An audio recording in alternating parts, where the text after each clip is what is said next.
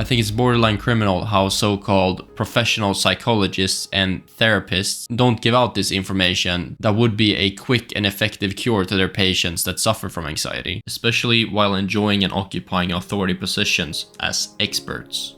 Here is what Dr. Anders Hansen says in his own words. Quote, "In area after area, stress and exercise seems to have essentially opposite effects. Exercise is literally an antidote to stress and anxiety. It used to be thought that those who felt a lot of anxiety and worry should avoid exercising. Today we know that nothing could be more wrong. They're the ones who need exercise the most." He also says that physical activity won't erase stress, but it will enable you to handle it better. Regular exercise strengthens the brain's brake pedals, so it will take a lot more for you to enter the fight or flight mode. Focus on cardio training first. Most evidence suggests that cardio training is more effective from a stress perspective than strength training. Make sure to keep going for at least 20 minutes, preferably 30 to 45 minutes if you can.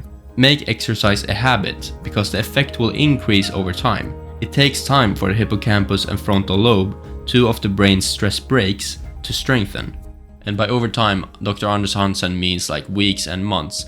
So even though you will get some effects immediately that same day, like right after you've trained, you will have to wait like for a few months to get the real benefits. He continues, "Make sure to get the heart rate up significantly, at least 2 to 3 times per week. This will teach your body that a significantly increased heart rate is not a signal of danger, but on the contrary, leads to something positive.